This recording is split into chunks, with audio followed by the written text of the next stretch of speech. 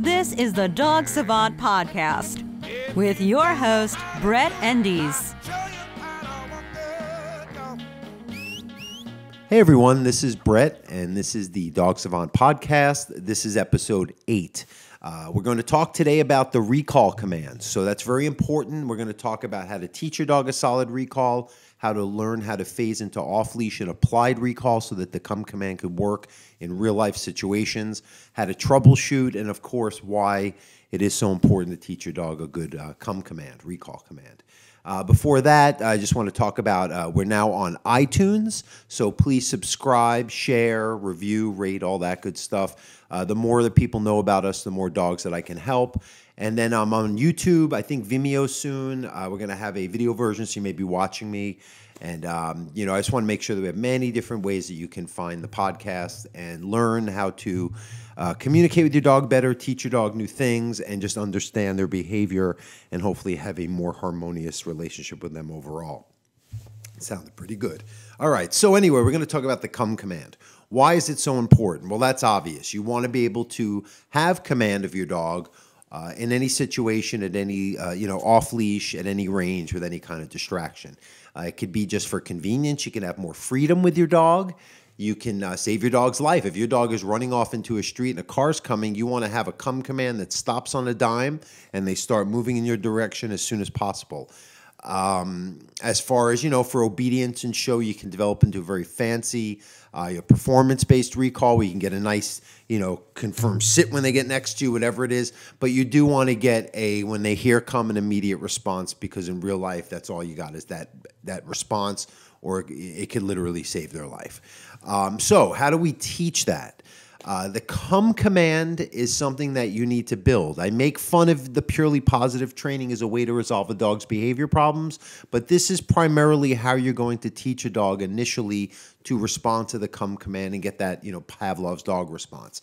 I always recommend that even if you're teaching the dog this, and I would recommend right from puppyhood, you start imprinting the idea of a recall consistently. You want to build the other foundations of good, solid distance obedience where a dog can do a sit, a down, even a stand for a period of time and do it at a distance with distractions. You want to build from 30 feet on. I'll talk a little about, I like to use the long line initially to get a consistency in the recall. But even with your distance, your stationary command, you'll get, a better follow through, a better ability for a dog to listen when you're working out the distractions and whatnot, if you have some kind of leash and well-timed follow through because of it connected to them. So with the recall, this is where, again, we're going to talk about making it a purely positive thing. It's going to be something they really should be enticed by when they hear it. And it could be any word you want. Come is just what most people use, so we'll use that word to refer to it. But a recall is what people, call the action of a dog when you say a word for them to recall to you, right?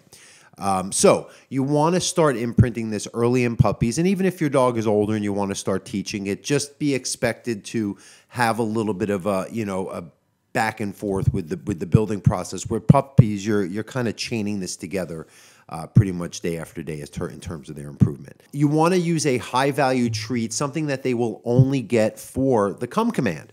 And the reason why is you want to make that pathway that when they hear the come, they start associating that by moving to you as fast as possible, they get that flavor. And if it's something they really like and you only give them that specific treat for that specific command, you build a very quick, enthusiastic response, and you also build a direct pathway which will promote consistency and reliability, especially when you want future obedience off-leash and at greater ranges. So with a puppy, you start very close. You usually do it when they're more or less focused, just so that you can work on the action of hearing the come, getting to you as quickly as possible. And then what I like to do is add a sit. Some people like doing it in front of you. Some people like doing it next to them. Your choice, but what I do like is once they hold that sit, they have to maintain it until we release them or segue to another command. You do not, okay, it's a big mistake I see people make. You do not want a dog that will come to you, you reach out to give them the treat, or you move to them, even worse, and then they take it and run off. That's never going to help you in a real-life situation. You need them to shoot to you as fast as possible, cling to you. I don't care if they slam into you. Good. That's the only time I'd promote it. And then they sit and they hold it at your side or in front of you.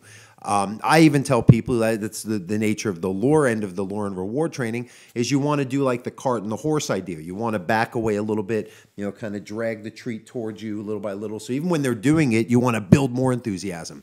You also, when you're practicing this, you want to slowly talk about build the distance, the amount of distractions, the new environments little by little. You do this every day for young puppies. You keep the sessions very short. And you want to end the session when the dog is seeking to do it again. You want to build that enthusiasm every time. You don't want to burn them out on training. For an older dog, they can stick with you a little longer. You can do a longer training session or expect more, quicker, especially if you've been practicing this. But a little puppy, you want to keep this fun, especially a command like come. This is not basic obedience. This is not relational or leadership kind of training. This is just purely they hear come, and that pathway gets them right to where you need them to be as quickly and as efficiently as possible. So you want to create that straight line. And then when you start building distance, doing it outside, you want to use a longer leash to start building the consistency. And it's not to drag them in like they're, like a fish. You want to just use it as a guide, and you can steer them with it so that you can create a smooth direction. If they're going off course, the leash, if you have control of it, can get them more efficiently back into that straight path coming to you. But you have to phase them off a leash. You can start dropping a leash and creating more distance. What's hard right here is I'm kind of painting a picture for what the training looks like. I do have videos demonstrating this. I know in one of the episodes of my series, The Untrainables, I think there's one where we do some recall work, and I do have a lot of videos where I show it and I explain exactly what I'm talking about. But it is, in essence, you're building the association that when they hear the word come, they have to get to you and maintain a spot. That's why I do like to create that automatic sit. So if a dog hears it, they're picturing how to get to that spot to get the reward and the confirmation, holding it and building that focus. That just makes them not just, I kind of get to you, then I run off. It's like, no, I come to you, I sit and I hold it, and they just follow those steps, and then you release them when it's appropriate. Much better, and it's not for show. I don't care about that in my world. I care about it working in the real world, and I tell people you do it where you know your dog's going to have to learn how to do it. So don't just do it in your backyard and expect them to do it out at the park where you've never practiced. You literally need to apply this and proof the training every step of the way, especially when they've got it down where it's familiar environments or new environments that they know, or there's the distractions they're used to. You want to keep upping the game until as perfect as a dog can respond to any command. You want to build it. It takes some time, takes practice, takes consistency. The other thing with the consistency is don't do it without a leash or some kind of guaranteed follow through until the dog is got that, because you're just going to lose that A to B pathway. If 3 weeks into training, your dog's got a pretty good knack for come in your living room.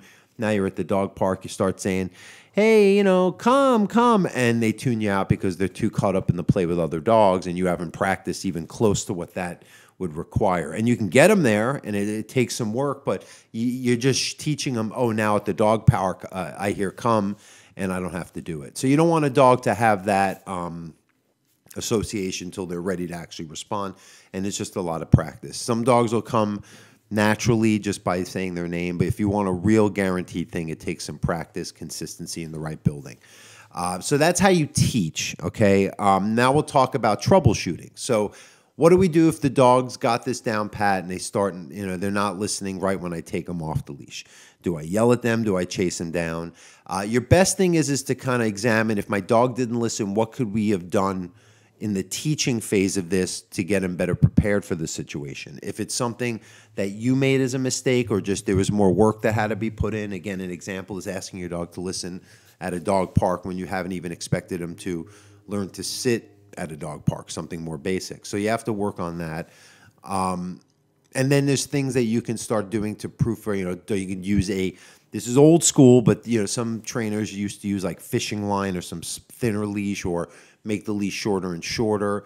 Then you get into the remote collars, the e-collars, which I'm fine with a well-trained dog, and you use it to proof a behavior that they have a very clear concept of, and you've put the work in. But I don't rely on them. I think some trainers rely too much on them, and I've seen with my own eyes hunting dog trainers that they don't believe in e-collars, and they can get, the 24 dogs out in the field to respond by a whistle, because of the time put in the relationship they have with their dog. So, but these tools do work. They're very handy. I admittedly use them in the right situations, but in most cases, the dog just needs more time being taught, and you need to look at, if there's any other kind of issues going on in the relationship that would make them not respond to you the way that they should out in the world because of other things that happen in an everyday front. So, little things like dogs, it could be, dog goes to a different direction. Again, it's easier to troubleshoot for every little specific when they're, we'll do videos like this, so be patient. But, just like even if a dog overshoots you, you want to always keep drawing the dog back to that space you want it to be. So anytime a dog would go to the opposing direction, you want to draw them back towards you. So I guess you don't want to chase them down is the best way to describe this. You want to draw them to you, and you don't want to be begging and bribing, because at that point when they don't have the leash and you don't have that kind of control, they're not going to be playing the come catch me games and all that, because you work that through with the leash. You work that through in your building so that they know when they hear come. There's nothing in it for them to be acting like that. Coming to you and following through is the best thing for everybody, because that's all they know. Anyway, I guess that's a good description, I think. But, I think the videos, demonstrating, and you can refer to some now. We'll have plenty more in the future. That'll give you a little more insight to back up what we're talking about here. I think that's it. This will be a short one, just subject-based. But I think it's good just to keep them on one topic sometimes. And let me see. That's what I want to announce. My show was supposed to come out on the 1st, this Saturday, but because of the holiday weekend, they're going to hold it off until Saturday the 8th.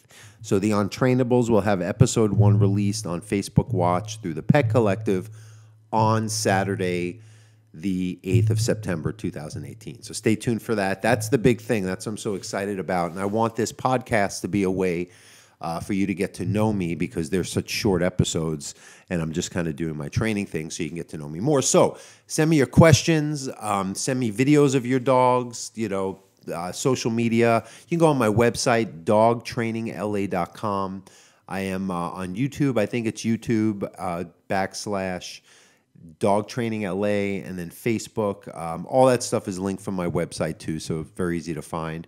And support the show, support the podcast. And give me some ideas, suggestions. I know some people have given me some good constructive criticism. I appreciate that.